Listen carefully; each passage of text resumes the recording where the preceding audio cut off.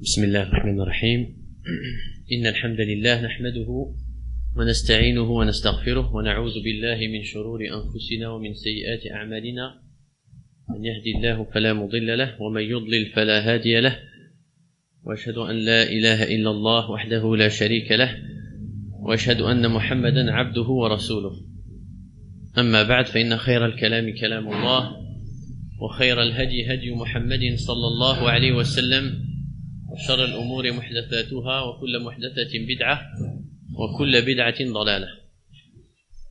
On continue les frères. Le cours, on s'est arrêté à la troisième étape que l'on se doit de concrétiser pour faire ce qu'Allah nous a ordonné. C'était l'azm, donc de prendre une décision ferme. On avait vu qu'il y avait la science qui précède tout ça, ainsi que l'amour. Et on s'était arrêté donc sur le fait de prendre la décision ferme de faire l'action. Et on avait vu malheureusement qu'il y avait beaucoup de catégories dans ce point-là. Beaucoup simulent une détermination. On avait vu. C'était connu chez les gens qui nous ont précédés, chez les enfants d'Israël. On avait vu le verset où certains, ils ont demandé à un prophète à eux de leur désigner un roi pour combattre fi sabilillah. Donc regardez donc ce qui montre qu'il y a une bonne intention. C'est-à-dire si la personne, le prophète, on lui dit ça, ça montre que les gens qui le suivent, ces gens, ils ont une bonne intention. Mais les prophètes les connaissant ce peuple, tout de suite il leur a dit quoi? Qu'est-ce qui se passe si on vous ordonne le combat et que vous combattiez pas? Donc regardez ça, c'est un rappel. Parce qu'il faut savoir, malheureusement les frères, qu'il y a beaucoup de gens qui jouent la comédie. Même au sein des frères. Ce n'est pas tout le monde qui a la science. Ce n'est pas tout le monde qui a l'amour de ces choses-là.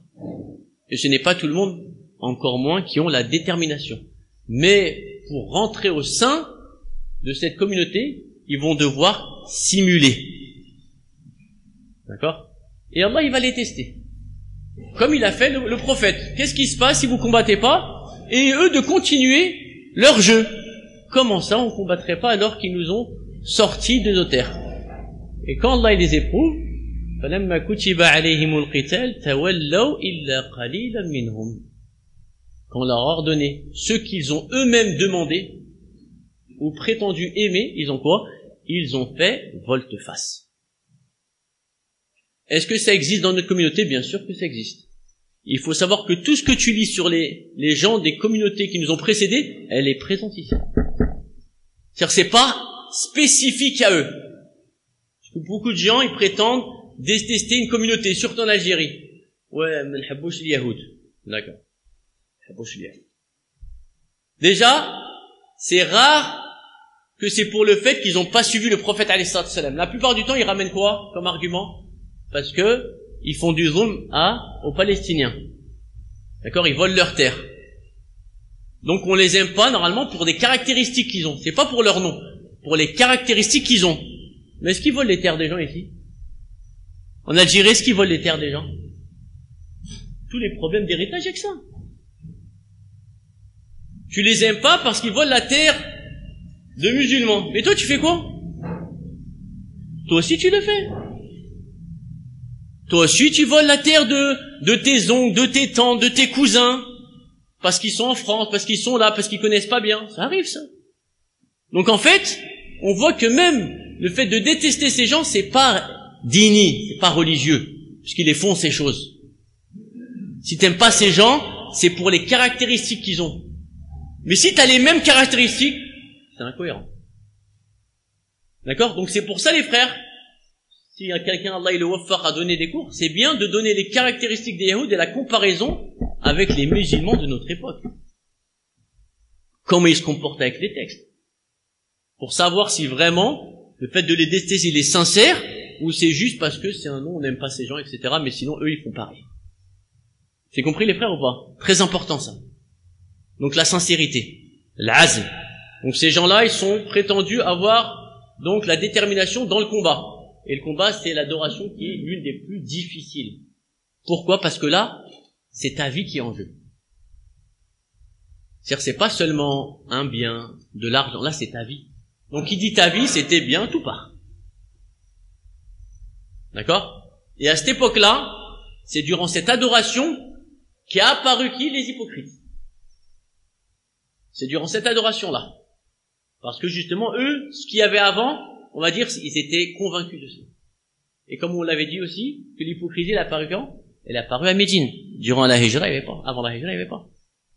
Parce que c'était des gens, les Mécois, qui étaient déterminés. D'accord? Qui étaient déterminés. Ils étaient contents de faire la Hijra. C'est compris les frères ou pas? Malheureusement, maintenant, on voit des problèmes. Maintenant, même dans la Hijra, dans les adorations qui sont avant, il y a des problèmes. Donc, que penser donc des adorations donc qui vont faire nous mettre en danger des choses que l'on aime? C'est compris, frère? Donc, pour montrer que quoi? La situation, elle est catastrophique. C'est arrivé chez certaines personnes au temps du prophète sallam, des fausses promesses, de la simulation, c'est arrivé. Où Allah dit par exemple, وَمِنْهُمْ مَنْ عَاهَدَ اللَّهِ. Certains, donc, ils prennent Allah en témoin. وَمِنْهُمْ مَنْ عَاهَدَ اللَّهِ لَإِنْ آتَانَا مِنْ فَضْلِهِ. Si Allah il nous donne de ses bienfaits, لَنَصَّدَّقَنَّ وَلَنَكُونَنَّ مِنَ الصَّالِحِينَ. On donnera la sadaqa et on serait parmi les gens pieux. Ça, normalement, si une personne elle dit ça, si elle est sincère, vous savez qu'elle est récompensée pour ça. Mais eux, comme ils n'ont pas été sincères, c'était par simulation. Qu'est-ce qui s'est passé? Allah, il les a testés. فَلَمَّا آتَاهُمْ مِنْ فَضْلِهِ بَخِلُوا بِهِ. Quand Allah il leur a donné ses bienfaits, ils ont été avares. وَتَوَلُّوا. Et ils ont fait volte-face. وَهُمْ مُعْرِضُونَ. Qu'est-ce qui s'est passé? Donc la punition de ces gens-là, فَعَقَبَهُمْ نِفَاقًا فِي قُلُوبِهِمْ. Donc Allah les a punis par quoi? Par de l'hypocrisie dans leur cœur. بِمَا أَخْلَفُوا اللَّهَ مَا وَعَدُوهُ. Parce qu'ils ont trahi l'engagement qu'ils ont porté avec Allah Azza wa Jalla. وَبِمَا كَانُوا يَكْذِبُونَ. Et parce qu'ils mentent. Ça peut nous arriver, ça peut nous arriver. On entend des preuves ou ainsi on fait des promesses. Ya Rabbi, si tu me sauves, etc., etc. Attention, il faut aller jusqu'au bout. D'accord? Durant les épreuves, les promesses, elles sont faciles. Durant les épreuves. On va faire des promesses. Mais c'est qui va aller jusqu'au bout? Et ça, les frères, c'est un danger. Surtout quand tu fais une promesse à Allah Azza wa Jal. Wa kana ahdullahi mas'oula. Ça, tu vas être interrogé dessus. D'accord? Donc ne pas trop s'avancer dans cela. Connaître sa place. D'accord? Si t'es pas capable, tu rentres pas dans cette histoire. Tu fais pas des promesses qui sont au-dessus de ce que tu peux supporter. D'accord? Donc ça, c'est des gens qui étaient au temps du prophète sallallahu alayhi wa sallam. Donc ils ont demandé, ils ont dit, si Allah il nous donne, on fera ci, on fera ça. Et à la fin, il y a en faïda, le hadith sur le sahabi, c'est le sebeb nuzul de ce verset-là, il est fou. Il est batel, parce que certains, ils ont dit, ils racontent beaucoup, les photographes et tous les gens, que c'est venu sur un sahabi, radiyallahu anhu. Connaissons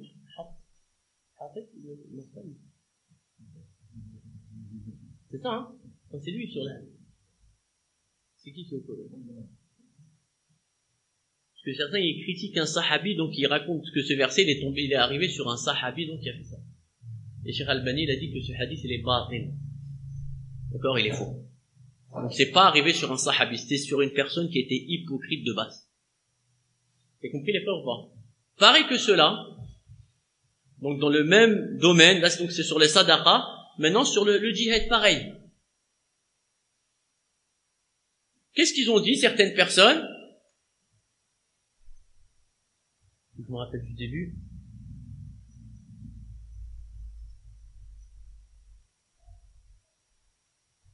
Alam tara ila al-mala'. Non, ça on l'a vu. Donc verset c'est quoi?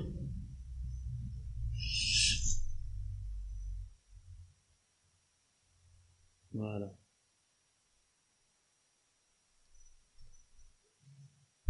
Le verset 1.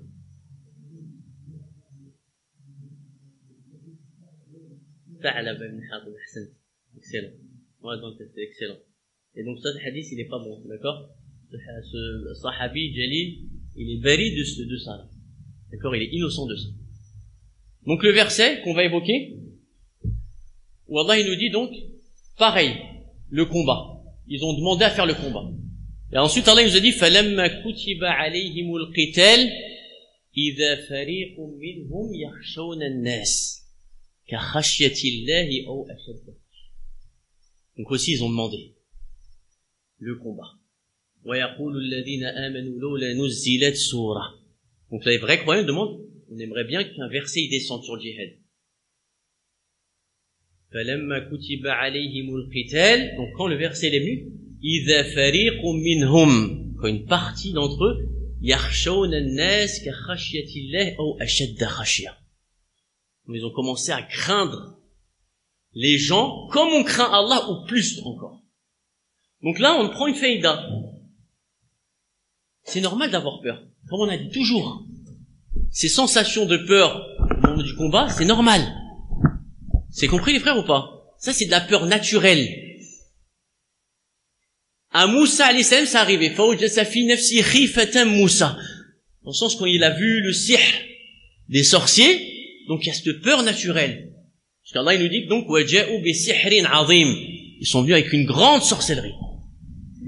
D'accord? Parce que سَحَرُوا أَعْيُنَ النَّاسِ. Donc c'était vraiment un moment fort. Donc il arrivait à Moussa, donc une peur qui est naturelle. Et Allah de lui dire quoi? قُلْنَا لَا تَخَفْ إِنَّكَ أَنْتَ الْأَعْلَى. C'est toi qui vas les dominer. Donc le problème, la peur, c'est pas un problème. Mais il faut combattre cette peur. C'est compris les frères ou pas? C'est ça qui fait toute la différence. Donc là, ces gens-là, ils ont pas seulement eu peur, mais là, ils ont eu يَخْشَوْنَ النَّاسَ كَخَشْيَةِ اللَّهِ. C'est-à-dire, ils ont craint les gens comme on craint Allah. Donc ils ont exagéré dans quoi? Dans ce craint, ou même plus encore. Pire que ça, ils ont parlé. وَقَالُوا رَبَّنَا لِمَا كَتَبْتَ عَلَيْنَا الْقِتَالِ. Ça c'est grave. Oh Allah, pourquoi tu nous as ordonné le combat? Il y a des choses, elles peuvent passer par l'esprit. Mais attention de quoi? De pas les sortir. C'est choses graves. Allah il nous dit quoi? Donc le remède à ça, pas dire n'importe quoi. إِذَا لَقِيتُمْ فِئَةً فَاثْبُتُوا. Si vous rencontrez une troupe ennemie, فَاثْبُتُوا, soyez fermes. وَاذْكُرُوا اللَّهَ كَثِيرًا. Regardez le remède à ça. Toutes les peurs que tu peux avoir, que ce soit dans ta hijra, pour des gens qui commencent la prière par rapport au awam, des gens qui vont délaisser une chose pour Allah, etc. Le remède c'est quoi? C'est d'être ferme. Pourquoi t'es ferme? Parce que t'as la science, tu sais qu'Allah il va te donner mieux et que tu aimes cette chose. Et si tu l'aimes sincèrement, tu sais qu'Allah il va t'accorder. On dit pas de pas avoir de wes-wes, c'est des signes de la foi. Ces trucs-là, ces peurs, etc. Mais c'est quoi? Faut les combattre. Faut pas faire volte-face. D'accord? Et plus si tu fais volte-face sur des choses qui sont primordiales dans ta religion, la sentence, elle va être quoi? Forcément adéquate. Parce qu'il y a des moments, on n'a pas le droit. Il y a des moments, tu vas perturber le rang des musulmans, faisant des choses. C'est-à-dire, c'est pas que pour toi en plus. Tu vas perturber le rang des musulmans, surtout en période de guerre. Vous imaginez les frères, déjà il y a la peur. Et que certains ils commencent à faire volte-face. Ou faire dissension. D'accord? Dans les rangs. À mettre des choubouettes chez les gens. Pourquoi? Qu'est-ce qui nous a amené là? Mais qu'est-ce qu'on fait là? Moi, ça, c'est risqué, etc. Alors que eux-mêmes ils disaient quoi? Oui, on va y aller jusqu'au bout. C'est compris les frères ou pas? Donc forcément la punition elle va être quoi? Encore plus grave. Pour sceller cette chose-là, attention. C'est compris les frères? Donc plus la chose elle va devenir grave, plus la sentence elle va être quoi? Elle va être dangereuse. Je vais vous donner un exemple pour montrer juste la différence pendant Ramadan. D'accord? Quand tu manges amdan, d'accord, tu dois faire tauba, d'accord, et certains disent tu rattrapes même pas le jour pour dire parce que c'est grave. Tu manges amdan, tu manges, voilà. Mais quand c'est pour le jima', parce que la shahwa elle va être quoi? Plus grande, elle va moins se maîtriser. C'est quoi qui est venu? Là, c'est une grosse punition. Tout ça pour que tu oublies ce truc-là. Manger, tu peux te retenir. Mais la shahwa, pour certains, elle est quoi? Elle est plus forte. D'accord? Donc voilà pourquoi la punition elle est devenue plus grande. En fait, en gros, ça te refroidit direct. T'imagines, tu dois jeûner 2 mois consécutifs. Là, on dirait, il y a plus, hein. Ça arrive au temps des sahaba, là, j'ai plus rien entendu, ça arrive à des gens. C'est-à-dire, soit, on est mieux que ceux d'avant, soit les gens, ça doit passer à la trappe. C'est arrivé à des gens mieux que nous. D'accord? L'excuse qu'on peut l'accorder, c'est que vous connaissez pas la sentence. Et ça, c'est une faïda. C'est aussi une deuxième faïda. Donc, c'est hors sujet, mais c'est juste en faïda, le simple fait de connaître le tahrim, de connaître l'interdiction, il suffit. C'est même si tu, à la fin, tu dois nourrir 60 pauvres, tu dois les faire. C'est-à-dire, tu dis pas, ah, j'aurais su qu'on aurait nourrir 60 pauvres, j'aurais pas fait. Le simple fait d'avoir su que c'était interdit, même si tu connais pas la sentence qui en découle, tu te dois de la faire. Vous avez compris les frères ou pas? Comment on a su ça? Parce que le sahabi, il est venu, il a dit quoi? Halektu. Quand il dit halektu, il sait qu'il a fait une chose interdite. Mais il savait pas c'était quoi? La sentence. C'est compris les frères ou pas? Donc ça, on revient en cours. Le azm, pas de simulation. Parce qu'on va être testé. D'accord? Pas de simulation. Il y a plein de versets sur les hypocrites, les frères, où ils prétendent ça. Un autre verset, très fort aussi. وَيَقُولُونَ طَاعَةً. Et ils disent obéissance. D'accord? T'imagines, c'est là, il y a un groupe du prophète sallam avec les compagnons.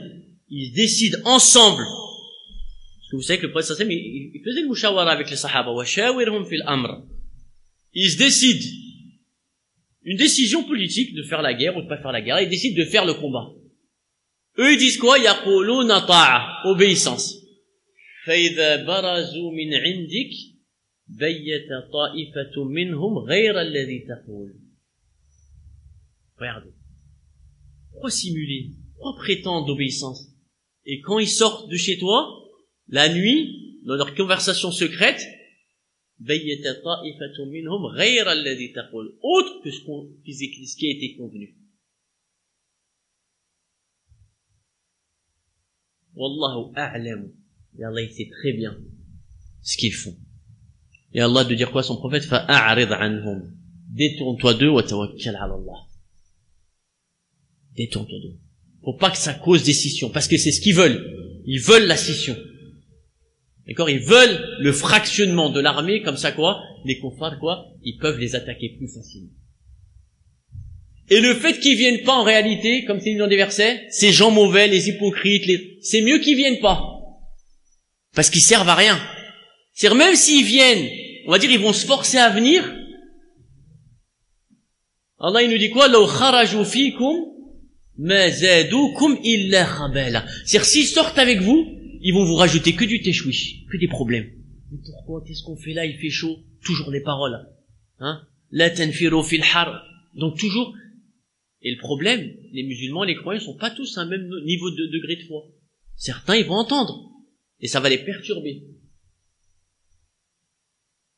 وَلَا أَوْضَعُ خِلَالَكُمْ يَبْغُونَكُمُ الْفِتْنَةَ وَفِيكُمْ سَمَّاعُونَ لَهُمْ. Et parmi vous, parmi les croyants, il y en a qui les entendent. Donc ils font la dissension en plein combat. Et certains, parce que comme on a dit, il y a la maladie du nifaq, quand elle est ancrée dans le cœur, et il y a les croyants selon leurs différents niveaux de foi. Il y a les croyants qui sont forts, et des croyants qui sont quoi? Qui sont faibles, et qui ont des petites maladies. Personne n'est indemne de ça. Des petites maladies, des petits chèques sur des ibadettes, sur ci, sur ça. Comme on le voit dans la hijra. Regardez les west-west qu'il y a sur la hijra, si on médite, c'est les mêmes que ce qu'il y a sur le djihad. Et le problème, c'est les frères qui nous les disent. C'est pas comme ça, faut pas faire comme ça, non, faut faire ci, faut faire ça, faut attendre d'avoir ci, faut attendre d'avoir ça, sans preuve. Sans preuve. Ils vont parler en fonction de quoi? En fonction de leur faiblesse.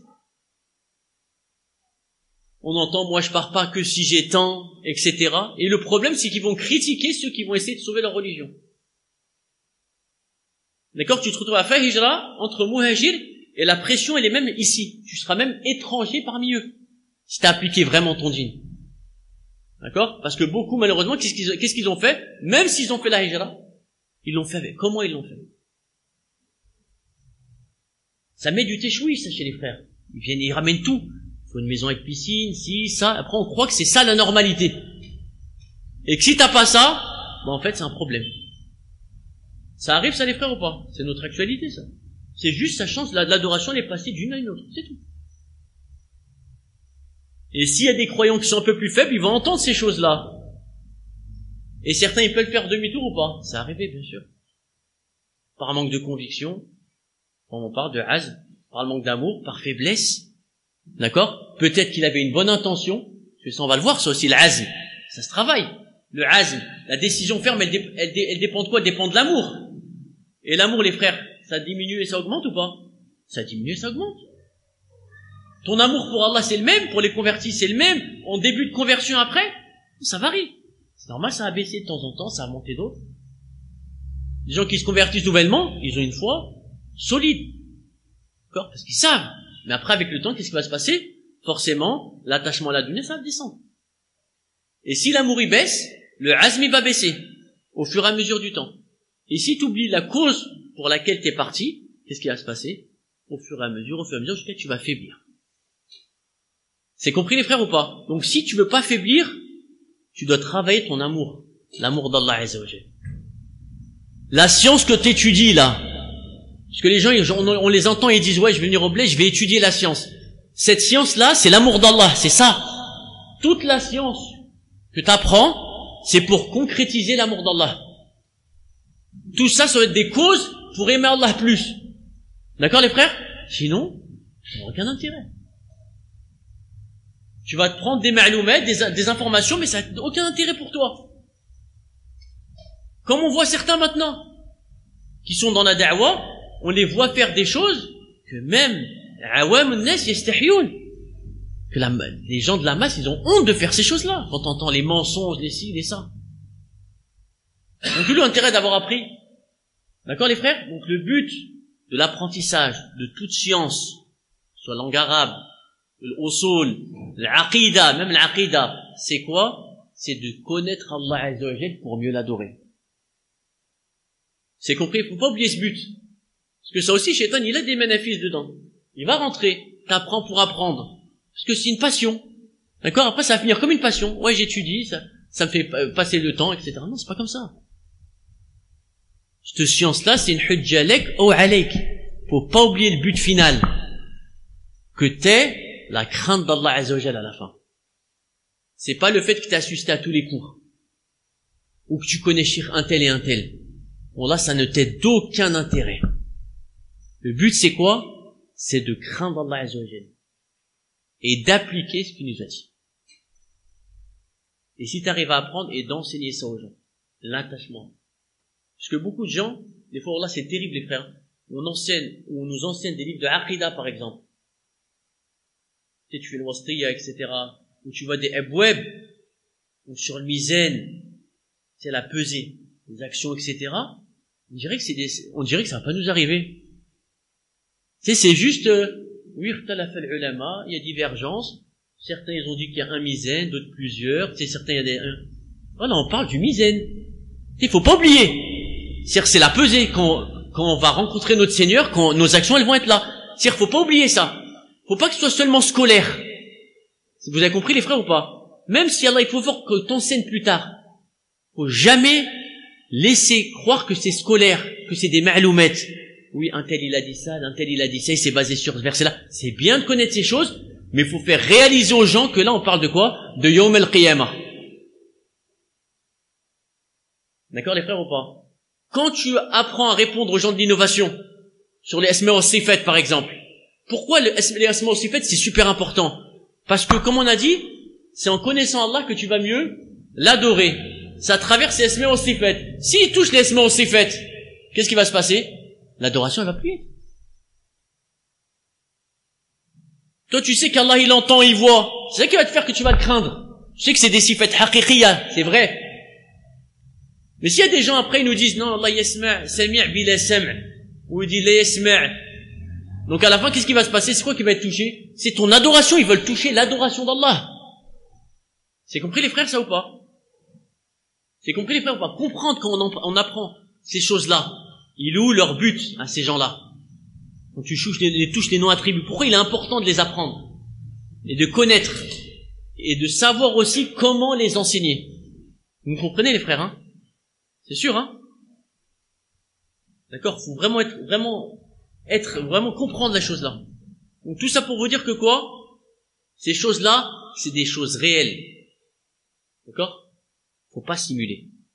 C'est des choses qui arrivent, ça. D'accord? On se doit d'adorer Allah. Notre but, c'est le paradis, faut pas l'oublier, ça. D'accord? Et d'aimer Allah. Si tu veux avoir un vrai azm, un vrai amel donc qui est basé sur quoi? Sur des fortifications, c'est quoi? C'est l'amour d'Allah. Si tu as un problème dans le fait d'avancer et passer à l'acte, c'est que ton amour d'Allah, il est trop faible. Il y a encore un amour qui quoi? Qui le concurrence. C'est compris les frères ou pas? Il y a encore un amour qui le concurrence. Je vous donne un exemple. Où certains ils vont simuler l'azm à notre niveau. Hein. Ça on l'entend comme ça, vous comprenez que ce qui rapporte sur Mohammed al-Wahhab, c'est pas des choses inventées. C'est ça, t'as pas besoin de les apprendre par cœur, ces maratib de l'amel. C'est des choses qui sont vécues chez les gens. Par exemple, quelqu'un, si Allah il est prouvé, il est marié avec une femme qui a pas de hijab. D'accord? Donc elle a l'ilm, mais sait que le hijab c'est obligatoire. Si tu lui fais pas travailler l'amour, tu vas la faire passer à l'azm tout de suite après. Qu'est-ce qu'elle va dire? Dès que tu lui prends bien la tête, elle va dire quoi? C'est bon, je vais le mettre. Quand quelqu'un il dit ça, c'est pour gagner quoi?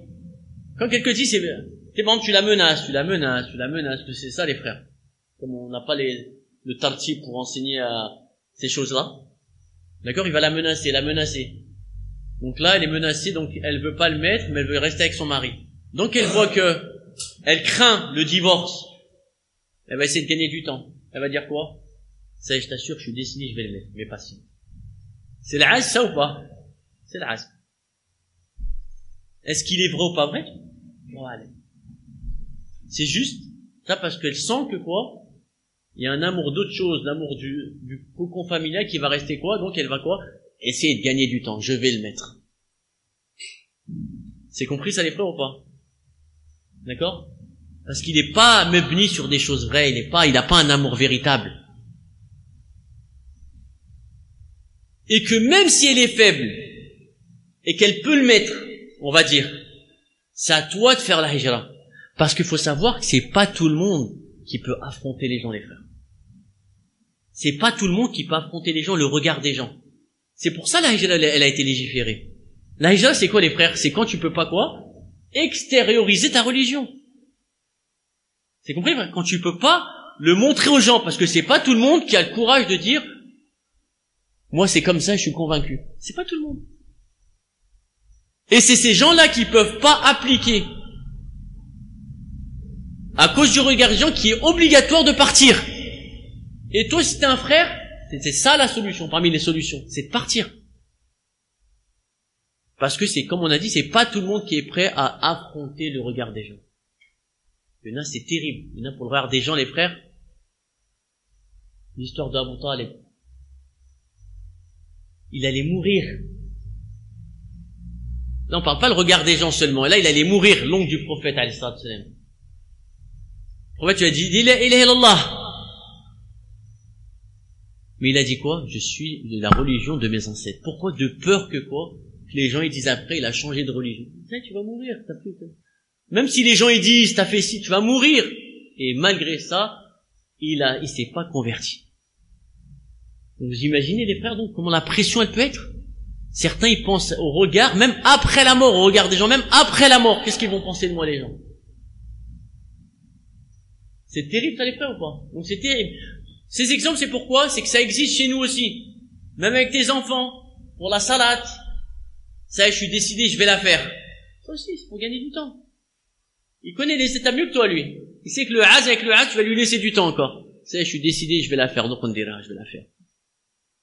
Mais s'il n'est pas construit sur l'amour, d'accord? Qu'est-ce qui va se passer? Ça va pas tenir.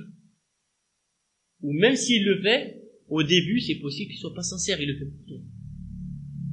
Donc c'est pour ça que si tu vas apprendre à tes proches quelque chose, c'est apprendre comment aimer Allah. Et connaître Allah à travers ses noms et ses attributs. C'est pas suivre seulement un parcours que tu as entendu chez si, moi je suis des cours comme ça, etc. Faut savoir viser. Tous les cours que tu fais, c'est ça, pour concrétiser ça. Et après, le reste, si tu veux. Mais la base de la science, Quand les gens ils disent ta'allamu, c'est ça. Même s'ils le disent pas, ou que certains ils omettent de le dire, la base de la science, c'est pour que tu concrétises l'amour d'Allah Azza wa Jal. Parce que si tu concrétises pas ça, tu es en danger d'hypocrisie. D'accord? Parce que ça, on va le voir, ça aussi, c'est pas fini. Il y a beaucoup de choses qui en découlent, là, on est que dans l'azm. Là, mais on va voir l'amel. C'est une fois que tu as l'azm, non, on va voir l'amel.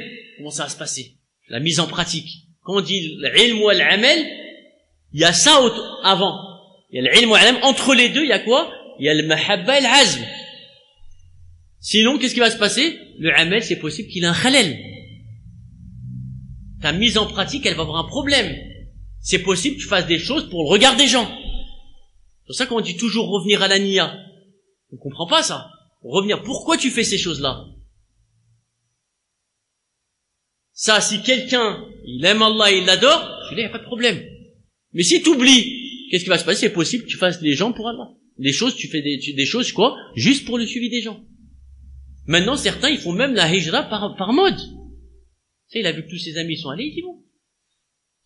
Même des grandes adorations, c'est comme ça.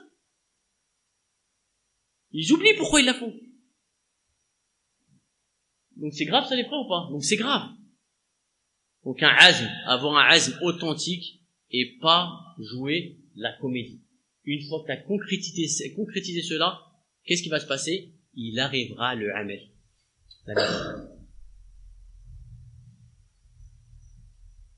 Et je voulais juste faire une faïda d'un hadith incroyable qui parle justement de cette étape. Ah, j'ai pas de connexion, je voulais ramener le hadith de...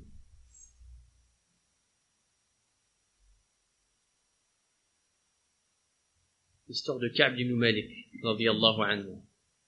Donc qui est vraiment sur le sujet là, très important, parce que ça parle de ça justement, l'azm. Je sais pas si tu peux me sortir le hadith de Ka'b, là? Tu peux me la mettre? Hein? Mais tu peux me faire d'autres choses, ça te dérange pas?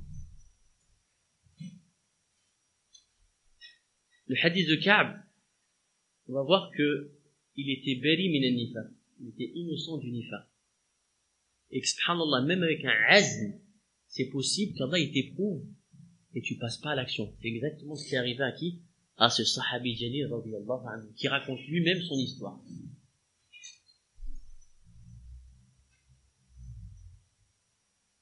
Il est long, le hadith de Ka'b. Hein? Parce que j'ai pas la connexion, je sais pas, ça passe pas.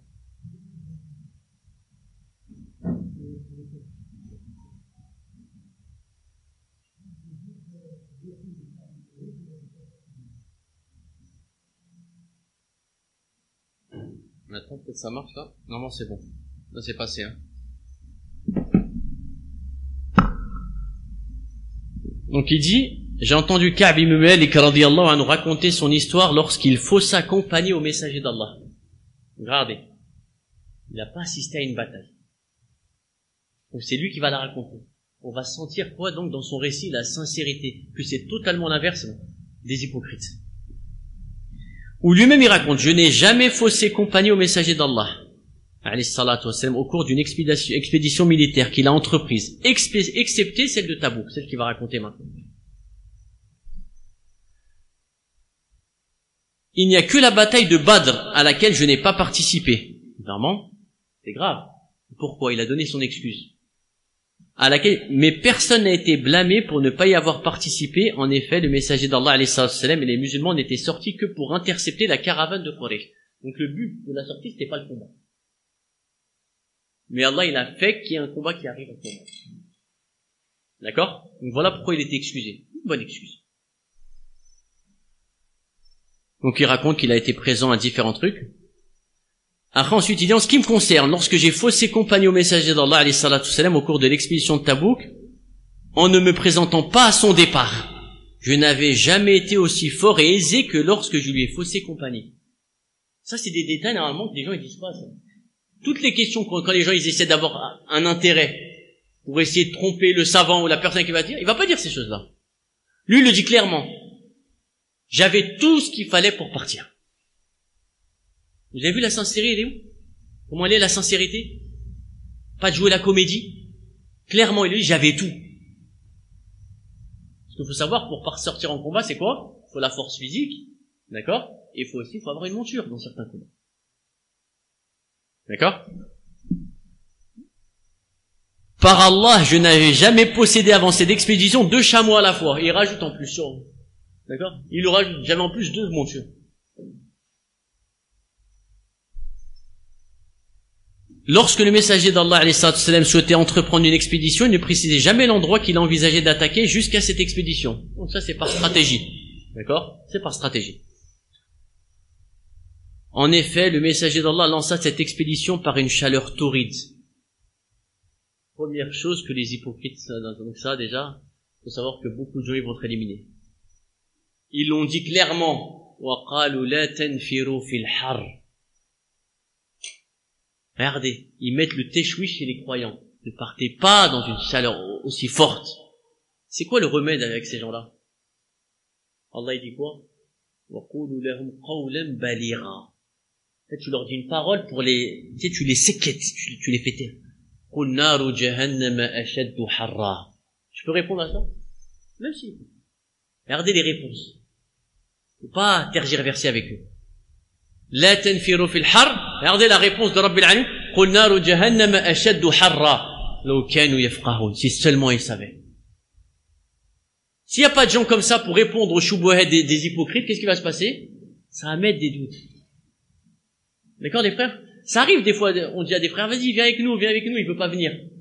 S'il y a une petite galère sur le chemin, qu'est-ce qui se passe après? Tout le chemin, il va te prendre la tête. Je savais, j'aurais pas dû venir, ah là là, galère, t'as vu, je t'avais dit, c'est ça, il va te mettre, c'est bon, fais demi-tour. Ça arrive, ça n'est pas ou pas? Ça arrive, c'est du vécu, faut pas croire que ça arrive, ça. Tout le chemin jusqu'à que tu fasses demi-tour. Et ça, les hypocrites, c'est comme ça. Toujours en train de parler. Donc il dit, et à la chaleur. Le voyage s'annonçait long et triomphant, c'est-à-dire le voyage a été long. Deuxième cause, que les hypocrites ils vont faire quoi? Ils vont demander la permission faussement. Allah il nous dit quoi? لو كان عرضا قريبا وسفرا قاصدا لاتبعوك. Donc si c'était un profit rapide et un voyage court, ils t'auraient suivi. Eux, c'est que des calculs. Ces gens-là, c'est que des calculs. Il n'y a pas de calcul avec Rabbil Alamin, avec ce qu'Allah leur donnait. C'est pas si toi, t'as compris que tu vas t'en sortir, que tu le fais. Justement, elle est là la foi. C'est quand tu vois que tout est fermé et que tu y vas quand même, à part obéissance à Allah, c'est là où tu vois si t'es solide et t'as la foi. C'est pas en attendant d'avoir toutes les garanties. C'est compris les frères ou pas? C'est pas en attendant d'avoir quoi? Toutes les garanties. C'est bon, j'ai 5 ans de loyer, j'ai ci, comme ça. C'est ça qui fait la foi. C'est ça qui va te donner la foi, la véritable. Tu vas goûter à la saveur de la foi. Justement, c'est quand tout est fermé. C'est compris les frères ou pas? Et c'est ça, la force de l'iman. Les Bani Israël, pourquoi ils ont fait volte-face? Vous pensez que c'était facile?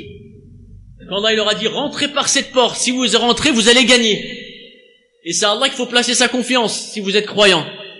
C'est la promesse d'Allah. Eux, ils ont dit quoi? Calcul. Non, il y a des gens, c'est des géants. Devant l'ordre d'Allah, il n'y a plus de calcul. Même tu vois que c'est tout est fermé. Désolé frère, il y a ma mère qui m'appelle, je suis dit que je suis en cours. Ouais, non. Ouais, ça m'appelle le veste. Non, je suis en cours.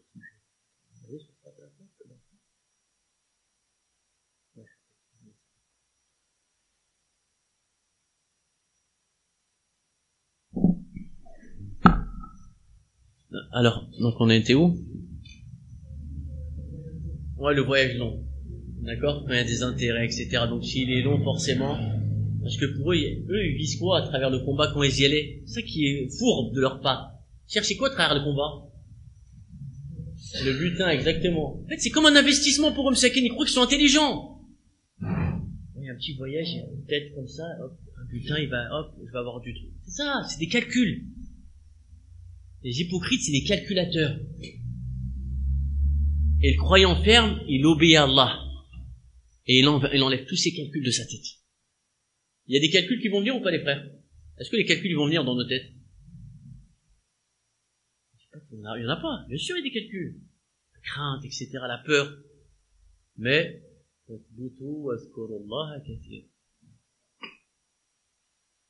ferme et invoquez beaucoup Allah. L'invocation d'Allah, elle enlève quoi? Tous ces wasawi. Le 1, tu te rappelles. Subhanallah. Tu te rappelles de sa grandeur, etc. Que toute cette dunya, c'est rien. Ça, c'est quand tu dis vraiment avec ton cœur. Pas juste subhanallah, alhamdulillah, mais tu n'aimes pas ce que tu dis. C'est vraiment invoqué. Avec méditation. D'accord? Si tu veux parvenir à quoi c'est wasawi. On en a tous, les frères. C'est juste ce qui va faire la différence entre nous, c'est quoi? C'est comment tu les enlèves. Et ta conviction. C'est compris, les frères, ou pas? Donc le voyage s'annonçait long et l'ennemi à affronter était nombreux. Donc là, tout est réuni pour que l'hypocrite il fasse volte-face. Il leur faut moins que ça pour faire volte-face.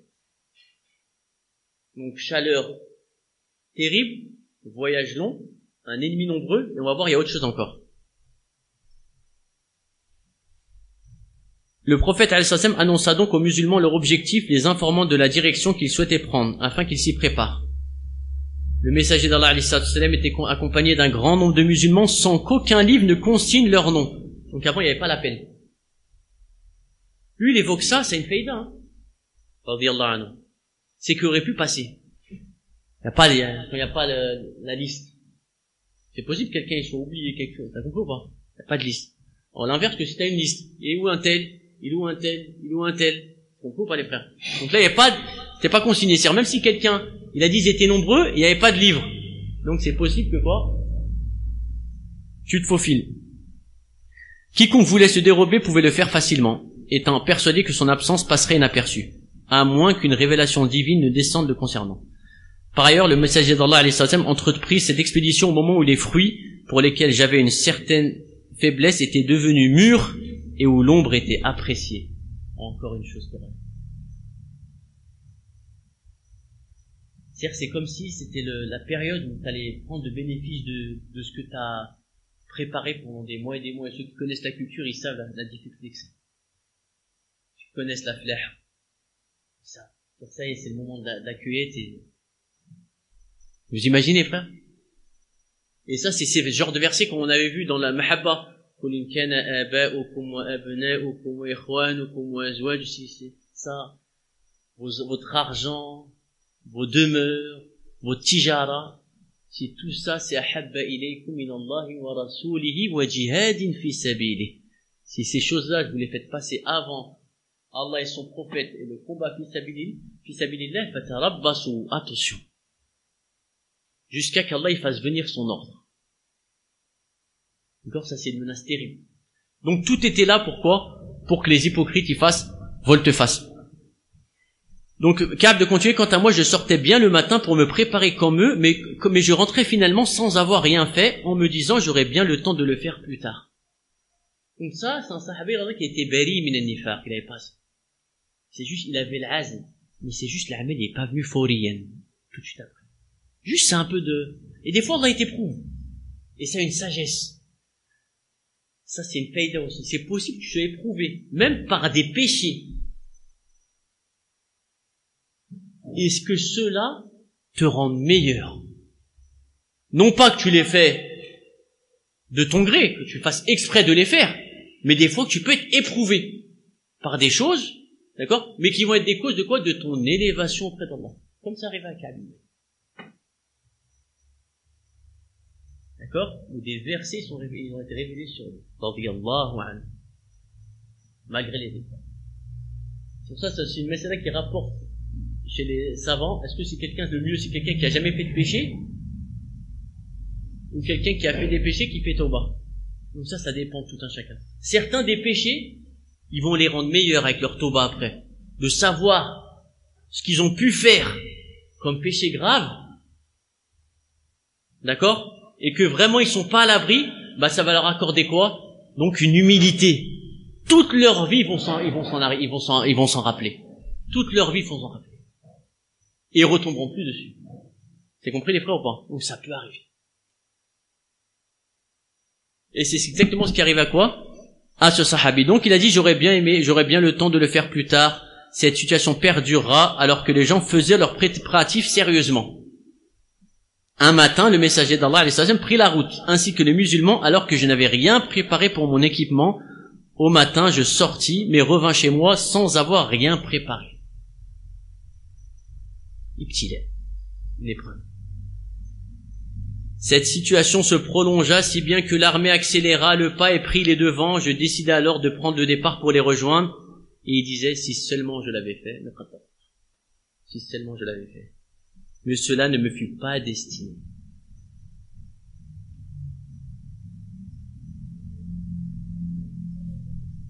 Voilà, ibtilā min 'indillah, une épreuve d'Allah Azza wa Jalla. Lorsque je sortais de chez moi après le départ du messager d'Allah, j'étais triste de ne voir aucun modèle pour moi, excepté un homme accusé d'hypocrisie, ou un homme parmi les faibles qu'Allah avait dispensé de combattre. Donc il a vu regarder les gens avec qui il est resté, c'est qui? C'est des gens qui sont accusés, donc ils savent que certaines personnes ont des doutes que c'est des gens qui sont hypocrites. Le messager d'Allah ne fit référence à moi qu'une fois arrivé à Tabouk. Ainsi donc à Tabouk, alors qu'il était assis au milieu des hommes, il demanda qu'a donc fait Ka'b ibn Malik. Donc regardez, Qadar. Le prophète sallallahu alayhi wa sallam, il n'a pas oublié Ka'b. En fait, il a pensé à lui. Un homme des Bani Salama répondit au messager d'Allah, il a été retenu par ses beaux manteaux et l'admiration qu'il admire pour sa personne. Mu'adh ibn Jabal, radiyallahu anhu, lui répondit alors, quelle vilaine parole profères-tu par Allah au messager d'Allah, nous ne connaissons de lui que du bien. Le messager d'Allah garda le silence. Il y a une faïda aussi. Parce que les deux choses, elles sont possibles. Certains savants, ils disent que le prophète sallallahu alayhi wa sallam, il n'a pas dit. Qu'est-ce que tu lui racontes sur Ka'b? Parce que le zahir, c'est ça. Sur ça, dans beaucoup de hadiths, on voit Omar dit, ce munafiq, et que le prophète sallallahu alayhi wa sallam, il le reprend pas.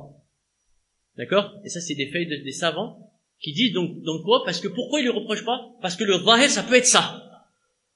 Donc le prophète sallallahu alayhi wa sallam, il a gardé le silence, jusqu'à avoir la certitude de ça. C'est compris les frères ou pas? Le messager d'Allah garda le silence, puis vit apparaître à l'horizon un homme habillé de blanc tel un mirage. Le messager d'Allah alors dit que ce soit Abu Khaythama, et en effet ce fut Abu Khaythama al-Ansari, l'homme qui a été raillé par les hypocrites lorsqu'il avait donné en aumône un sa' de date. Ka'b ajouta, quand j'entendis que le messager d'Allah était sur le chemin du retour de Tabouk, je fus envahi par la tristesse et commençai à imaginer des mensonges. Donc ça les frères, qu'est-ce que ça veut dire? Ça peut nous toucher ça aussi ou pas? Pour avoir l'agrément d'un tel, de shirk ou ci ou ça. Vous croyez que ça arrive pas? Vous croyez que les gens pieux ça leur vient pas ça? Les savants ça leur vient pas ça? C'est tout le monde ça. Comment s'en sortir? D'accord? Comment s'en sortir? Et c'est là où la foi elle intervient. C'est ça, ces moments-là qui vont faire la différence entre quoi? Entre le vrai croyant et quoi? Et ceux qui ont des doutes. Donc je commençais à imaginer des mensonges en me demandant comment j'allais éviter sa colère le lendemain. Je cherchais assistance auprès de toute personne sage de ma famille. Lorsque nous fûmes informés de l'imminence de l'arrivée du messager d'Allah alayhi salam, j'oubliais toutes les fausses excuses, sachant que cela ne me serait d'aucune utilité contre lui. Voilà, il a retrouvé. Innal ladhina ittaqaw, les gens qui craignent Allah, idha massahum ta'ifun min ash-shaytan, s'il leur touche quoi? Un wes-wes de shaitan, tadhakkaru, se rappelle. Fa'idha hum mubsirun, et les voilà clairvoyants. Donc ces wes-wes, c'est normal qu'ils viennent. Personne n'est préservé. D'accord? Et c'est ça les caractéristiques de l'humain.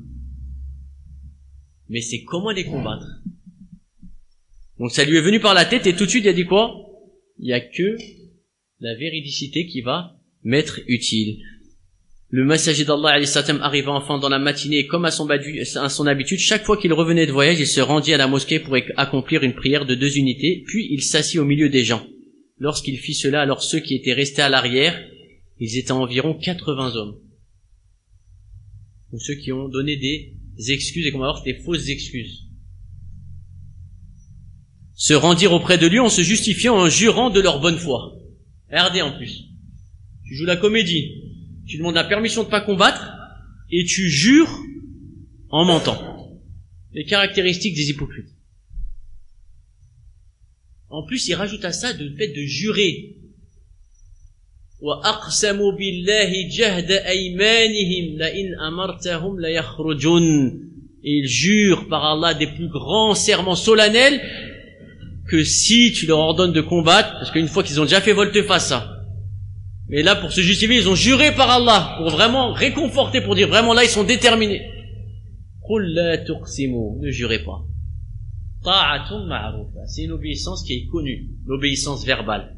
Inna Allah khabirun bima ta'malun. Allah, il sait très bien ce qu'il y a. Il sait très bien ce que vous faites.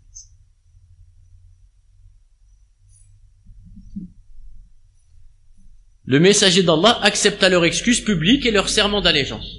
Ala dhahir. Vous avez dit ça?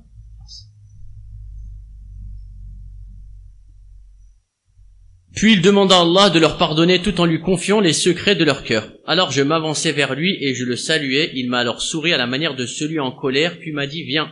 Je vins à lui en marchant jusqu'à m'asseoir devant lui. Alors il me demanda « Qu'est-ce qui t'a retenu en arrière ?» Parce que c'est pas sa place à ce sahabi. C'est pas sa place ces gens-là, c'est pas le même. « N'avais-tu pas acheté une monture ?» Je répondis « Ô messager d'Allah, par Allah, si je m'étais assis devant un autre que toi parmi les gens de ce bas monde, j'aurais tenté d'éviter sa colère. Par une quelconque excuse, j'ai de l'éloquence. Et en plus, il sait parler. Parce qu'il y a des gens, malheureusement, quand c'est pour avoir un truc à l'avantage, ils savent bien parler. Pourquoi? Pour tirer l'avantage auprès de ce shirk-là. Pour avoir un avantage vis-à-vis de son frère. Même s'il sait qu'il est dans le faux. D'accord? Les gens malhonnêtes. Ça, on se rappelle Allah. Le fait de craindre Allah Azza wa Jal. Quand tu poses la question, dis toute la vérité. Et cherche pas à trop arrondir les angles, à bien arrondir les jambes. Pour que quoi? Pour que tu aies de gain de cause. Parce qu'en réalité, même si tu as gain de cause ici-bas, et l'au-delà, tu y as pensé? Même s'il y avait beaucoup d'argent en jeu, même s'il y avait beaucoup d'argent en jeu, tu dois dire la vérité. D'accord? Et pas de servir de choses qu'Allah t'a accordées dans le bien, qui doit être dans le bien, dans le mal. L'éloquence, c'est ni'ma ou pas les frères? L'éloquence, c'est ni'ma. Quand elle est étudiée dans le bien. Et toi, tu l'utilises à des quoi? À des fins à des fins mondains et personnelles. Pour faire de l'injustice à qui? À ton frère. Donc ce sahabi, regardez comment il a raconté son histoire, tout était contre lui. J'avais possible, j'aurais pu mentir, j'avais de l'éloquence pour essayer de faire ci, il l'a pas fait. Par crainte d'Allah Azza wa Jal. Mais par Allah, je sais parfaitement que si je mens aujourd'hui pour te satisfaire, il se peut qu'Allah te mette en colère contre moi. Toutefois, si je dis la vérité et provoque ta colère contre moi, j'espère obtenir le pardon d'Allah.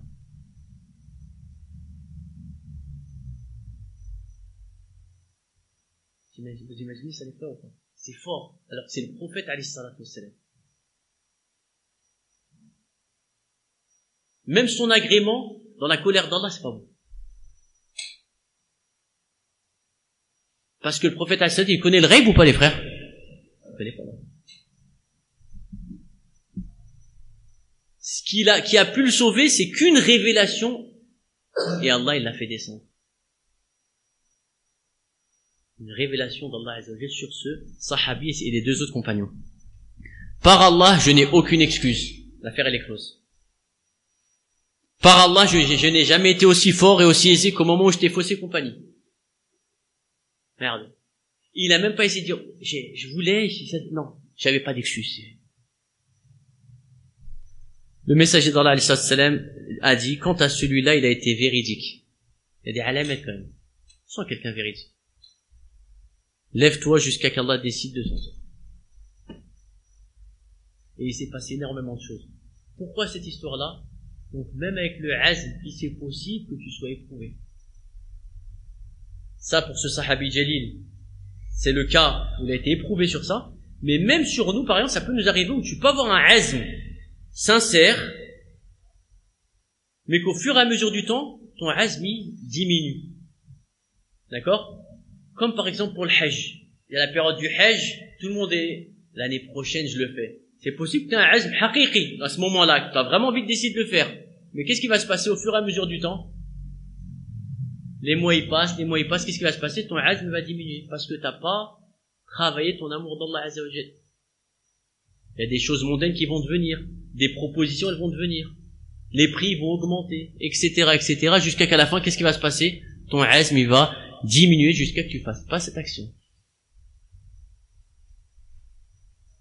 C'est compris ça les frères ou pas? Deuxième exemple qui peut arriver, que ça arrive énormément, le azm dans le fait de délaisser un péché. T'es décidé de délaisser un péché. Le azm il est facile quand tu viens de faire ce péché. Surtout la shahwa, surtout les shahawat. Par exemple, tu fais un péché. Tu tombes dans une chose interdite dans la religion. La shahwa, elle va quoi? Elle va diminuer. Tu vas regretter cette action, etc. Tu vas décider à pas la refaire. Mais qu'est-ce qui va se passer? Quand la shahwa, elle va revenir, qu'est-ce qui va se passer? Ton azm, il va rediminuer, tu vas refaire la même chose. C'est compris les frères, ça ou pas? Tu fais un péché avec ton portable. Tu vas regretter, etc. C'est bien. Tu décides à plus la refaire. C'est bien, mais tu dois faire les causes pour pas retomber dessus. Si tu sais que ton portable la nuit, tu fais des péchés avec, tu l'utilises plus la nuit. C'est pas tu dis ça y est, je suis décidé, j'arrête, etc. Mais 2 semaines après, qu'est-ce qui va se passer? Forcément, ça va revenir et qu'est-ce que tu vas faire? Tu vas retomber dedans à chaque fois. D'accord? Le azm, il se travaille aussi. C'est pas seulement, tu vois que tu es déterminé un moment, après quoi, qu'est-ce qui va se passer? Combattre aussi les dawafir, ce qui va t'emmener à ce péché-là. C'est compris les frères ou pas? Pour concrétiser quoi? Ton azm qui soit solide. Vous m'avez compris les frères ou pas dans cet exemple? D'accord? J'ai pas envie de dire mais il y a des péchés où tu sais que c'est dû à une shahwa. D'accord? Quand la shahwa elle passe, qu'est-ce qui va se passer? Tu vas être dégoûté de faire c'est bon, j'arrête. Mais faut arrêter aussi toutes les causes qui mènent à ce péché-là. C'est compris les frères ou pas? Toutes les causes. Si tu vois que tu regardes les informations par exemple, que ça arrive à tout le monde, on regarde les news, et qu'à la fin tu te retrouves à suivre le championnat, parce qu'ils vont te les mettre dans ces choses-là. Tu vas comment suivre ces choses? Tu voulais pas, toi, tu voulais juste regarder ce qui se passe, etc. Hop, une pub, 2 pubs, ça, à la fin, tu vas suivre, tu vas dire, bon, t'es au courant de tout. Parce que ça arrive. C'est voulu, ça. Tu vas enlever tout ça. C'est compris les frères ou pas? Ça, c'est des exemples que je donne, pourquoi? Parce que ça arrive à tout le monde. Ça nous arrive, c'est du concret. D'accord? Donc toi, faut bloquer tout ce qui te ramène à ces choses-là. D'accord? Tout ce qui ramène à ces choses-là, faut les couper. D'accord? Si tu veux que ton azm soit solide et que quoi? Ton action aussi elle soit solide. Et que tu ne vas pas à chaque fois refaire les mêmes choses. Donc voilà en ce qui concerne le azm. Et dans le même hadith de Ka'b ibn Malik, radiyallahu anhu, une autre chose aussi elle est venue à la fin.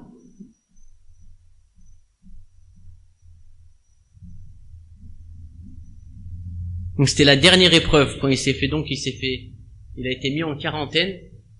La dernière épreuve où un roi lui a envoyé une lettre. Je sais pas si je peux le retrouver ici.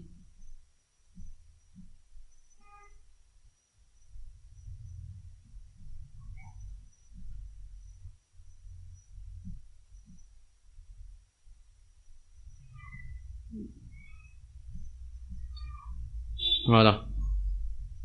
Alors que je me déplaçais dans le marché de Médine, j'entendis crier un paysan chrétien venu du Chem pour vendre des denrées à Médine et demander aux gens de lui indiquer Ka'b ibn Malik. Alors ils l'orientèrent vers moi jusqu'à qu'il me trouvât. Il me remit alors un message du roi de Rassan. Regardez les gens. Un roi, il a entendu que le prophète sallallahu alayhi wa sallam, il a mis en quarantaine un sahabi. Et regardez, qu'il arrive à quoi? À le faire sortir de la religion ou bien à le détourner de la religion du prophète sallallahu alayhi wa sallam, il lui a envoyé un courrier de là-bas. Étant lettré, je lus la lettre dans laquelle il était écrit: ceci étant dit, il nous est parvenu que ton compagnon te traite avec indifférence sans t'accorder de crédit. Pourquoi accepter d'être ainsi humilié et traité injustement? Rejoins-nous donc et nous saurons te consoler. Regardez l'épreuve terrible. Quand je lus la lettre, je me dis, ceci fait aussi partie de mon épreuve, alors je la jetai dans le four et la brûlais. Donc j'enlève toutes les causes, c'est là, qui peuvent te mener à quelque chose. Même t'as la lettre, tu la laisses pas. Parce qu'en temps de faiblesse, qu'est-ce qui va se passer? Tu peux la relire ou pas? Tu vas la relire. T'effaces ça. Jusqu'au bout. T'obéis à Allah jusqu'au bout. Jusqu'à qu'Allah te donne une issue. Dans toutes les adorations, dans ta hijra, jusqu'au bout. Tu fais pas volte-face au dernier moment. Parce que souvent, plus c'est dur, plus c'est-à-dire que le secours, il est quoi? Il est imminent. D'accord, les frères? Bah, ça, c'est une règle.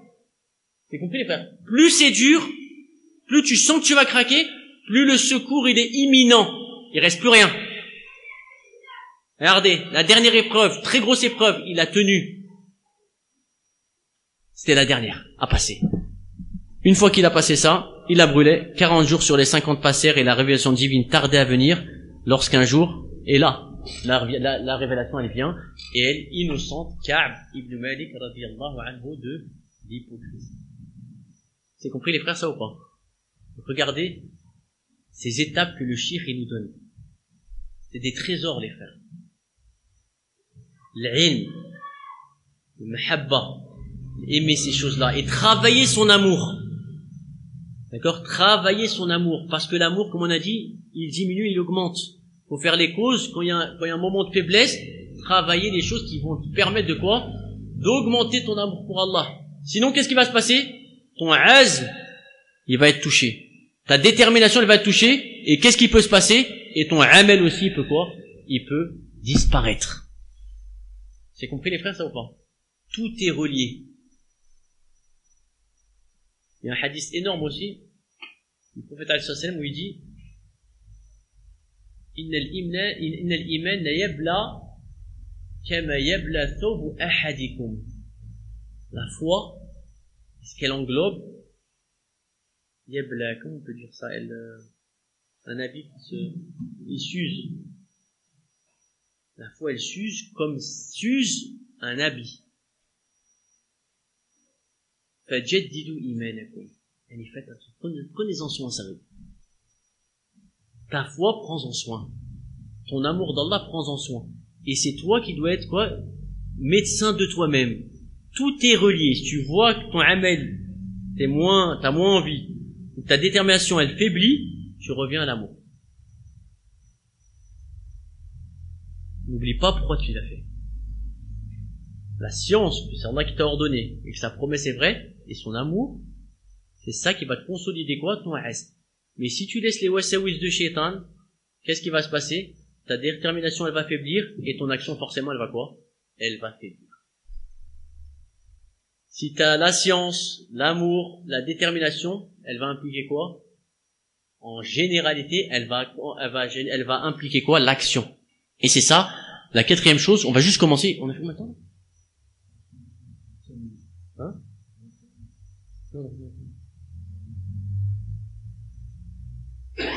Al-martaba al-rabi'a al-amal. Donc on a vu que le as c'est quoi? Beaucoup de gens, mais ils veulent pas que leur dunya, elle change. Donc c'est voilà pourquoi. Donc de base, ils ne mettent même pas la détermination. Ils sont trop attachés à la dunya, ils avancent pas. Déjà c'est clair. D'accord? Au moins c'est clair. Ils savent qu'en faisant ça, ils vont perdre ça, ils le font pas. D'accord? Quatrième chose maintenant, et tarayyur dunya, ça englobe toute chose, hein. C'est pas seulement, ça peut être le fait de perdre une teskia. Parce que ça nous concerne. La dunya, ça peut englober tout et n'importe quoi auquel nous on peut être attachés. D'accord? Des choses qu'on peut être attaqués. Tu perds une teskia. Tu perds la proximité d'un tel.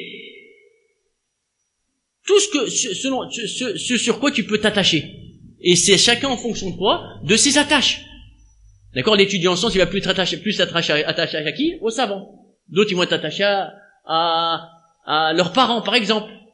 C'est un attachement qui est exagéré. C'est compris les frères ou pas? Beaucoup de gens, ils ne se convertissent pas à cause de quoi? De leurs parents. Ou à cause de leur patron. D'accord? Il sait que s'il va faire la prière à l'heure, il va quoi? Il va être viré. Donc il va pas le faire. Il va même pas chercher à le faire. Etc., etc. Ensuite, le amal. وكثير من الناس إذا عزم أو عمل وتبين عليه من يعظمه من شيوخ أو غيرهم ترك العمل. Parce que ça aussi, le cheikh, il a vu ça chez les gens de son époque. Les gens, tu leur fais da'wa, faut faire ci, faut faire ça, la science. D'accord? La science, tu lui évoques et tout, il est convaincu, il est d'accord avec toi, et c'est possible qu'il va se décider à le faire. Sur ça, il dit quoi? Azama ou amila, même que certains, ils vont même passer à l'action. D'accord? Mais qu'est-ce qui va se passer? وَتَبَيَّنَ عَلَيْهِ مَنْ يُعَظِّمُهُ مِنْ شُيُوخٍ أَوْ غَيْرِهِمْ تَرَكَ الْعَمَلِ. Il va voir que certaines personnes, elles vont être mises au courant. C'est-à-dire, il s'est pas attendu à de si grosses épreuves. Il va faire l'action, mais il va voir qu'à la fin, il va subir une pression que lui, il pense qu'il ne peut pas supporter. Et nous, on sait quoi, les frères? La yukallifu Allahu nafsan illa wus'aha. Tout ce qu'Allah il donne comme épreuve, tu peux la supporter. Ça, c'est une règle. Tu n'auras jamais une chose que tu peux pas supporter. C'est juste, faut être solide. Et ça, c'est arrivé dans la fitna, les frères, c'est arrivé malheureusement. Dans des gens qui ont étudié des années. L'exemple qui m'est venu, malheureusement pour lui, le ta'idh bihi, donc on médite sur lui, mais qu'Allah il nous en préserve, c'est pas facile. C'est l'exemple d'Abu Usama, de Ghardaya. Durant la fitna, tabayyana lahu al-haqq. La vérité lui est parvenue. Il l'a su. Il a écrit sur cela. D'accord? Azama wa amil. Il a écrit. Mais malheureusement, qu'est-ce qui s'est passé? Tellement de pression, peut-être des menaces, peut-être ci, peut-être ça, qu'il a fait volte-face. Qu'Allah nous en préserve. C'est pas facile, les frères. Quand on n'est pas concerné, on peut dire, c'est grave, ces choses-là. Mais il faut les vivre, savoir. Sur une pression telle qu'il a fait volte-face. Qu'Allah nous en préserve. Donc les frères, faut pas croire que c'est facile. D'accord? Toutes ces adorations-là qui sont venues de la part de Rabbil Alamin, c'est pas facile. D'accord? Mais il faut invoquer Allah qui nous préserve et qui nous raffermisse durant les épreuves. Voilà la sincérité. Tu te sens pas préservé. D'accord? Même si tu as la science, même si tu as ci, tu te sens pas préservé, tu te reposes pas sur ça. Tu demandes à Allah de te raffermir. C'est compris les frères ou pas ça? Tu demandes à Allah le raffermissement dans la religion. Donc, tabayyana alayhi man yu'azzimuhu min shuyukh aw ghayrihim. D'accord? Il va faire cette action, par exemple, surtout à l'époque du Cheikh rahimahullah, par exemple, il voit que le tawhid c'est la vérité, le shirk c'est faux, il va faire la hijra, etc. Mais après ils vont dire, il est où Foulen? Ah, il a fait la hijra. Ah, il est avec eux maintenant. Juste pour ça, peut-être qu'il va faire quoi? Le fait qu'il entend parler de lui, que ceux qu'il aimait avant, ils vont parler sur lui, qu'est-ce qu'il va faire? Il va pas supporter, il va faire volte-face. Supporte pas. Ça arrive ça les frères ou pas? Ça arrive. Comme je t'ai dit, une teskia qui part. Les gens y tiennent à cause d'une teskia maintenant. Il t'a fait la teskia, c'était cette teskia, on va dire, qui t'a fait ramener des gens dans ton mahal, dans ton école, etc., etc. Qu'est-ce qui se passe? Si tu vas contredire ce shir-là, même si tu es dans la vérité, tu vas penser à quoi? À cette teskia-là. Cette teskia, qui va impliquer quoi aussi? Le fait que les gens, peut-être, ils vont plus suivre, ils vont plus assister. C'est des épreuves. Mais il faut être ferme dans la vérité. Ça arrive, ça les frères ou pas? Dans la fitna, on a vu tous les exemples de ça. Que des gens, ils ont été tenus par une teskia. D'accord? Faut pas se faire tromper. Même si on respecte, etc., la personne, etc., mais la vérité, elle passe au-dessus de tout le monde. Et plus rien n'a de l'importance vis-à-vis de la vérité. Même si ta teskia, elle part en fumée. Pas grave. D'accord? Parce que nous, c'est quoi qu'on cherche la vérité? Teskia de Rabbil Alamin. De plaire à Allah subhanahu wa ta'ala. Ça le but. D'accord? La teskia d'un savant, elle peut être parmi les mubashirat, parmi les bonnes nouvelles. Certes, mais il faut pas se reposer dessus. D'accord? Parce que le savant, il peut changer ou pas? Le savant, il peut changer. Pas se reposer.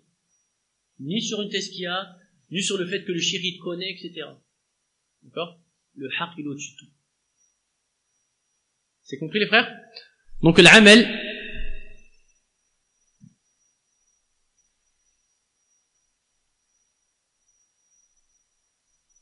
et ça aussi, les frères, hein. Il y a énormément de faouid dessus, sur ces abouab-là. Le musulman, il se doit de faire ses étapes une par une. Si une elle part, t'es en danger. Mais c'est possible que certaines personnes aient l'amal, par exemple, sans avoir le azm et sans avoir le mahabba. D'accord? C'est pas impossible. C'est pas parce qu'une personne met en pratique qu'elle a forcément quoi? El mahabba, et qu'elle a forcément quoi? El azm. Nous, ce qu'on doit voir, si on applique, on se doit d'aimer la chose, d'avoir la science et d'avoir les convictions solides. Mais c'est possible que des gens, ils aient l'amal, et c'est quoi qui fait comment on va savoir qu'elle n'était pas construite sur une détermination sur l'amour d'Allah en temps d'épreuve? Certains, par exemple, le amal. Il y a des femmes, elles mettent le jilbab. Ça, peut-être, vous connaissez pas ça. Au Yémen, c'est possible, elles ont le jilbab. Le sitar. Donc, il y a l'amal ou pas, les frères? Mais c'est quoi le défi de ces choses-là? C'est la ada. C'est les gens, ils sont habillés comme ça. C'est pas religieux, limite. C'est possible, elle a le sitar, elle fait pas salat. Vous comprenez, les frères, ou pas? En Afghanistan, ou je sais pas quoi, ils ont tous l'ahya ou pas, les frères? C'est une ada. C'est pour ça, la ada, elle met en danger quoi? Elle met en danger. C'est pour ça, les frères, nous, quand on applique, faut enseigner à nos enfants quoi aussi? Ces étapes-là aussi. Au début, c'est normal, ils vont le faire par suivi aveugle, mais il faut leur inculquer quoi? Inculquer l'amour et la détermination. D'accord? Parce que sinon, qu'est-ce qui peut se passer? Que si t'es loin d'eux, par exemple, ou qui fréquentent d'autres personnes, qu'est-ce qui va se passer? Ils vont lâcher l'amal. Parce qu'il n'est pas basé sur ces choses-là. Ils l'ont fait juste par rapport à toi, par rapport à leurs parents, etc. Mais quand ils ont l'occasion de l'enlever, qu'est-ce qui va se passer? Ils vont l'enlever. Comme beaucoup de femmes, qui peuvent être dans des pays préservés, avec le sitar, quand elles vont en Europe, elles enlèvent. Mais c'est naturel. Mais le plus facilement. C'est-à-dire, c'est même pas, vous savez, nous, si une femme, de nos femmes, elles enlèvent le jilbab, pour nous, ça rentre pas dans nos têtes. Mais ces gens-là, parce qu'ils ont eu l'amal, mais sans les autres étapes. Donc le amal, il peut être provoqué par quoi? Par des dawafir, par des choses autres que quoi? Que le mahabba et quoi? Et que l'azm. Toi, si tu veux que ce soit solide, qu'est-ce qu'il faut faire? Faut avoir ces étapes. On voit tout ça pour vous dire quoi? C'est pas parce que la personne, elle met en pratique qu'elle va avoir forcément quoi? El mahabba et l'azm. C'est compris, les frères, ou pas? C'est pas automatique. Toi, si tu veux être solide, faut avoir ces choses-là. Mais des gens, à cause des adettes, comme on a dit, donc, il y a quoi que j'avais pris pour un exemple? Même dans les adorations. Le fait de jeûner au bled. Jeûner. Beaucoup d'adorations, c'est devenu quoi? Des adettes. Ça n'a plus la valeur de l'adoration. Ils le font parce que les gens, ils le font. Mais à partir du moment où ça va commencer à s'extérioriser le fait que les gens ils vont manger ouvertement, qu'est-ce qui va se passer? Tu vas voir qu'en fait, beaucoup n'étaient pas du tout convaincus, ils le faisaient juste par gêne. Si jeûnent, hein, c'est possible après qu'ils mangent en cachette. D'accord, les frères, ou pas? Donc tout ça pour vous dire, pour sonner l'alarme que quoi, c'est grave. Faut pas être touché par quoi? Par les adettes et les automatismes, même dans nos adorations. Même dans tes du'a. Il y a des gens, même leurs du'a, c'est des automatismes. Elles sont pas faites avec quoi? Par amour. Il y a des gens qui disent toujours les mêmes du'a en soujoud. Des fois, t'entends certains, tu feras à côté de certains, ils répètent toujours les mêmes trucs. Parce que c'est automatique. Il y a des gens, la prière aussi. Ils la font parce qu'ils la font. Mais ils vont pas enseigner ça aux gens comme il faudrait. À leurs enfants, etc. Ils leur font par automatisme. Et les exemples sont quoi? Ils sont nombreux. Donc les frères, quand on lit maintenant l'ilm wal amal, à l'intérieur il y a quoi les frères en réalité? Il y a le mahabba qui doit y être et l'azm. Si tu veux avoir quoi? Un amal solide. Ce n'est pas seulement de mettre en application, mais il faut que cette application elle soit quoi? Basée sur quoi? Sur l'amour d'Allah et la détermination. C'est compris les frères ou pas? Beaucoup de gens, par exemple, aussi, ils assistent au cours par automatisme. Tu sais, il est habitué. Il faut savoir qu'il y a des gens, ils vivent par automatisme. Ils font toujours les mêmes choses. Des robots. Et nous, faut pas qu'on devienne comme ça. Tout a été fait dans la religion pour pas être comme des robots. Même prier à la mosquée, tu dois prier toujours quoi? Au même endroit. Pour enlever ça. Il y a des gens, les frères, vous savez, toujours, ils viennent à la même heure, à la même place, etc. Robotisés. On ne dit pas que c'est pas valable cette adoration. Mais quoi? Elle perd de sa valeur et de sa force. C'est compris les frères ou pas? Tout a été fait dans la religion de pas faire toujours les mêmes choses. Même dans Talab al-Ilm. On le voyait au Yémen. Des fois, ils nous enseignaient mal certains.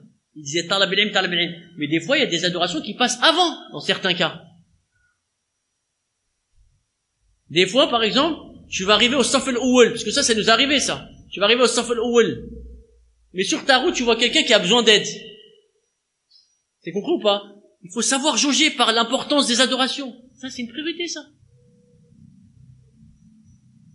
T'as quelque chose à faire, t'as une adoration à faire, autre, qui est surérogatoire, par exemple, mais il y a un frère qui vient, qui a besoin de ton aide. Ça va être quoi? Des choses que tu vas faire passer avant. On n'est pas là juste pour dire qu'on est présent. Ou pour que les gens ils disent qu'on assiste à tous les cours. Non. Des fois, tu peux t'excuser. Et t'as des vraies excuses.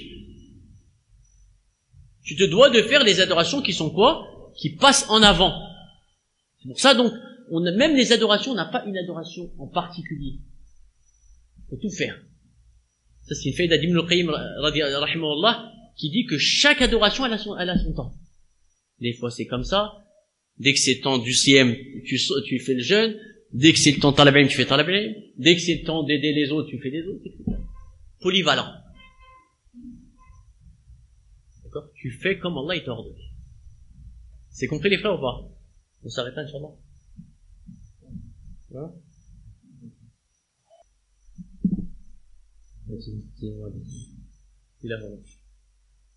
سبحانك اللهم وبحمدك أشهد أن لا إله إلا أنت أستغفرك وأتوب إليك